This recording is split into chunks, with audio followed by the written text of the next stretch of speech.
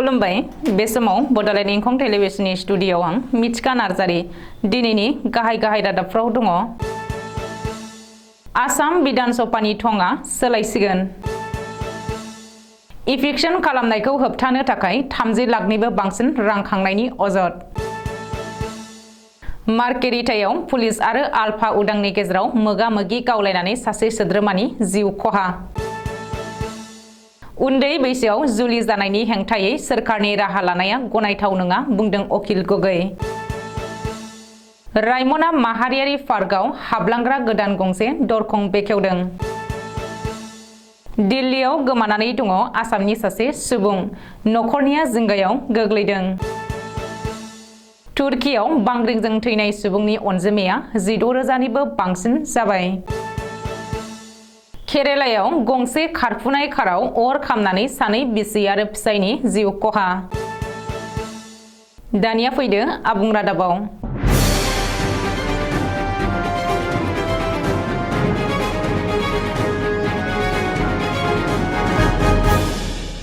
दिसपुरखौ आसामनि राजथावनि फसंनायनि 50 बोसोर उनाव अरायथा थं मोननो हासिगोन आसाम बिधान सभाया। बावैसो सोलायसिगोन आसाम बिधान सभानि थंआ। गोदानै लुफुंगासिनो थानाय बिल्डिंखौ बेखेवनायनि उनावनो आसाम बिधान सभाखौ बोस्लायनाय जागोन। मख'नो गोनांदि दानिफ्राय 15 बोसोर सिगां 2008 मायथाइयावनो गोदान बिधान सभा नयंनि खामानिखौ जागायदोंमोन। मिथिनो हानाय बायदिब्ला गोदान आदब आरो गोनोखोआरि खाबुफोरखौ लानानै बानायनाय बे बिथांखिनि सिंनि खामानिफोरा आबुं जानायनि लामायावसै।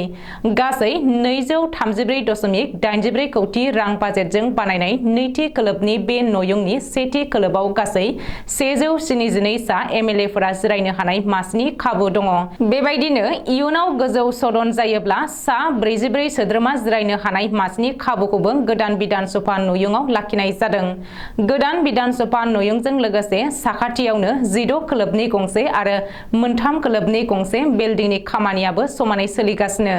नाथाय गंनै गाहाय गेटनि खामानिया एसे आद्रा जानानै दङ। बे गंनै गाहाय गेटनि खामानिया आबुं जायोब्लानो गोदान बिधान सभा नयंखौ बेखेवनाय जागोन आरो आसाम बिधान सभाखौ गोजाम नयंनिफ्राय गोदान नयंआव बोस्लायगोन। मिथिनो हानाय बायदिब्ला बावैसो जानो गोनां देग्लायनि बाजेट जथुमखौ गोदान बिधान सभायावनो खुंनो थांखि लादों। हाग्रा ओनसोलाव आयेन बेरेखायै दखल खालामग्राफोरनि सायाव सोरखारनि बुलडोजार सालायगासिनो आरो न' बां सिफायनानै इभिक्सन खालामनानै होख्रांगासिनो दङ। बे समावनो सोरखारनि इभिक्सन खालामनायखौ होबथानो थाखाय रायजो राजानिफ्राय लाख लाख रां खांनायनि अजद सिखांदों। आबु बाकार सिद्दिक मुंनि सासे माइनरिटि हारिनि दैदेनगिरिनि हेंथायै बे अजदआ सिखांदों। बुधबारखालि जुरियानि रायजो राजाया नगावनि एसपि लीना डलेनो अजद होनायनि उनावनो बे जाथाया सोराङाव फैदों। जुरियानि रायजोफ्रा अजद होनाय बायदिब्ला नगाव जिल्लानि लावख'वा आरो बरासाफुरि हाग्रा ओनसोलाव आयेन बेरेखायै दखल खालामग्राफोरनि सायाव सोरखारा इभिक्सन खालामनो सिगांनायखौ होबथानायनि मुङाव संख्यालघु सांग्राम परिषद मुंनि मोनसे आफादनि दैदेनगिरि आबु बाकार सिद्दिकआ ओनसोलनि सुबुंफोरनिफ्राय 200 निफ्राय 5,000 रांसिम खांनानै गासै 30 लाखनिबो बांसिन रां बोखांदों। बेनि अनगायैबो आबु बाकारा साननैसो सिगाङावसो जुरियायाव मोनसे मेल खुंनानै गिबि मन्त्रि डक्टर हिमन्त बिश्व शर्मा आरो पुलिस बिफाननि हेंथायै सोमावसारनो थाखाय इभिक्सन खालामजानो गोनां ओनसोलनि रायजो राजाखौ थुलुंगा होदोंमोन। बेनि अनगायैबो नगाव पुलिसनि गोबांसा अफिसारफोरा आबु बाकारजों लोगोसे मोजां सोमोन्दो थानायनि थाखायनो बिखौ हेंथा होग्रा सुबुंफोरखौ नंखाय केसआव दाय फोनांनानै हमगासिनो होननानैबो रायजोफोरा एसपिनो अजद होदों। ओरैहाय एसपि लीना डलेआ बे अजदनि सायाव गोख्रोङै लादों आरो बेनि सायाव नायबिजिरनो थाखाय क्राइम ब्रान्चनि एडिशनेल एसपि रुपज्योति कलितानो बिबान होबाय होननानै खौरां मोन्दों। मार्केरिटा पुलिस आरो आल्फा उदांनि गेजेराव मोगा-मोगि गावलायदों। तिनसुकिया जिल्लानि मार्केरिटा नोगोरनि साखाथियाव थानाय लेडनि टिकाक हाजोआव पुलिस आरो आल्फा उदांनि गेजेराव मोगा-मोगि गावलायदों। दिनै फुङाव सोरांसि बे गावलायनाय जाथाया जादों। मिथिनो हानाय बायदिब्ला आल्फा उदांनि सोद्रोमाफोरा थाफैनायनि खौरां मोननायनि उनावनो पुलिस आरो रैखाथि बिफाना बिसोरखौ हमनो थाखाय अपारेशन खालामो। नाथाय पुलिस बिफाना सौहैनाय लोगो लोगो मोननै हान्जानि गेजेराव मोगा-मोगि गावलायनाया जायो। नाथाय बे गावलायनाय जाथायाव आलफा उदांनि सासे सोद्रोमाया जिउ गोमादों होननानै खौरां मोनदों। जिउ गोमानाय आलफानि सोद्रोमाखौ उत्तम लहान एबा उद्धव होननानै सिनायथिनो हादों। रिपर्ट बायदिब्ला आलफा उदांआ डिसिपि जिपि सिंह आरो आइजिपि जितमल दलेखौ टारगेट खालामदोंमोन।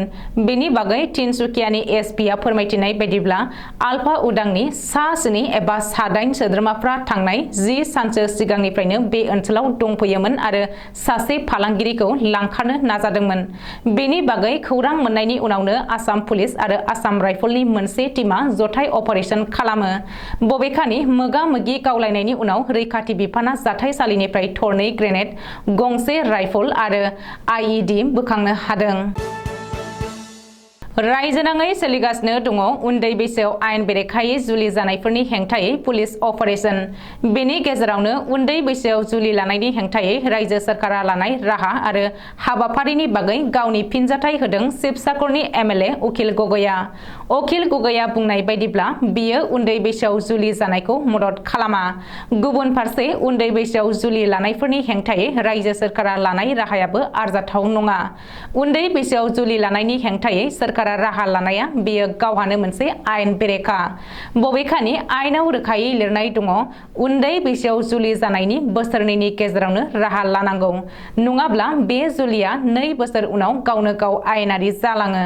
सरकारा उन्दै बैसोआव जुलि लाग्राफोरनि हेंथायै एजाहार होदोंब्लाबो बिसोर जामिन मोनदों। नाथाय उन्दै बैसोआव जुलि लाग्राफोरा जामिन मोना होननानैबो अखिल गगैआ बुंदों। आसाम सरकारा उन्दै बैसोआव जुलि लानायखौ होबथानो थांना सरासनस्रा रायजो राजाफोरनि सायाव खैफोद लाबोदों आरो हिटलारनि राज सालायदों होननानैबो अखिल गगैआ अजद होदों। बाम्बा इक'टुरिज्म ससाइटिनि बानजायनायाव दिनै सानजा आइटियाबारि रेन्जनि सिङाव रायमना माहारियारि पार्कआव हाबलांग्रा गोदानै गाहाय दरखं बेखेवदों। बे दरखंखौ दतमा बियाबनि आगुनि एमसिएलए जतीन्द्र ब्रह्मआ बेखेवनानै होयो। लोगोसे बे हाबाफारियाव कसुगाव महकुमानि डिएफअ बानु सिंहजों लोगोसे हाग्रा बिफाननि गोबां मावथिफोरा बाहागो लायो।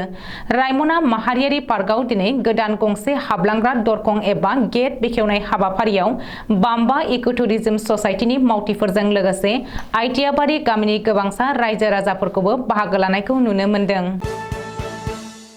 उदैनि थाखाय एबा नखरखौ फोथांनो थाखाय न' गारनानै गुबुन रायजोआव खामानि मावनो थांनाय बाक्सानि सासे सुबुङा थांनाय 7 साननिफ्राय गोमानानै दङ।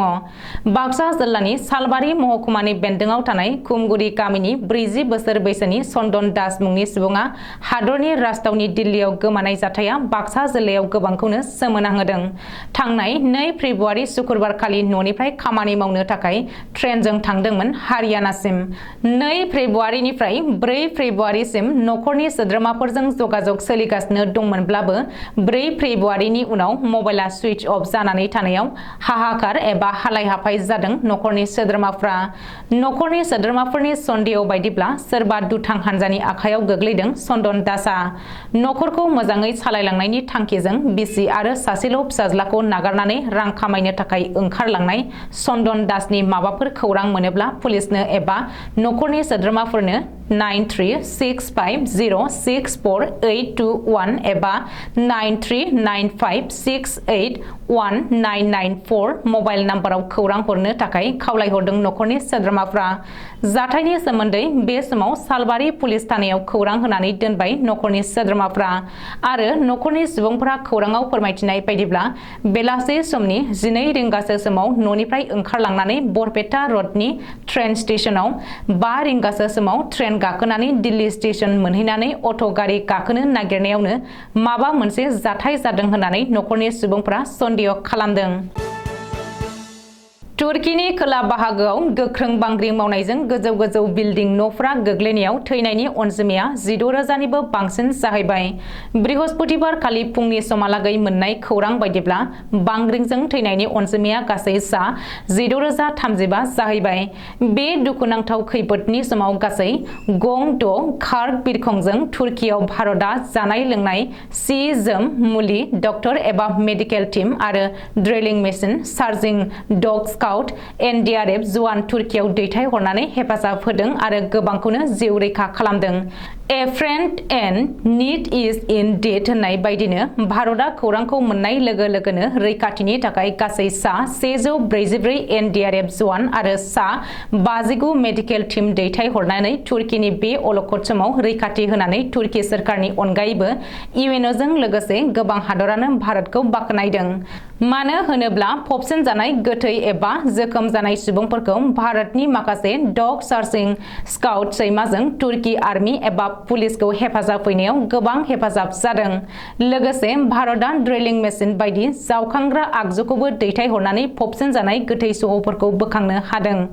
बेनि अनगायैबो रोजा रोजा जोखोम जानाय सुबुंनो फाहामथाय होनो हादों। भारतनि एनडीआरएफ जवानफोरा बयनिख्रुइबो सिगांसिन सौहैग्रोनानै बांग्रिं मावनायजों खहा जानायखौ हेफाजाब हैनायखौ नुनानै तुर्कीनि हादरगिरि एर्डोगानआ भारतखौ साबायखर बावदों। केरेलानि कानुर जिल्लायाव खारफुबाय थानाय गंसे काराव शर्ट सार्किटजों हरखाबै अर खामनायाव सानै बिसि आरो फिसायनि जिउ खहा जादों। पुलिसनि सुलुङाव फोरमायथिनाय बायदिब्ला काराव गासै 4 सुबुं दङमोन।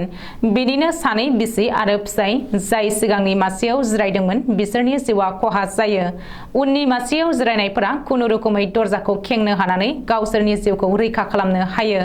थैनाय बिसि आरो फिसायनि मुंखौ पुलिसआ प्रान्जित आरो रिचा होनानै सिनायथि होदों। बृहस्पतिबार खालि फुंनि समाव जादों बे जाथाया।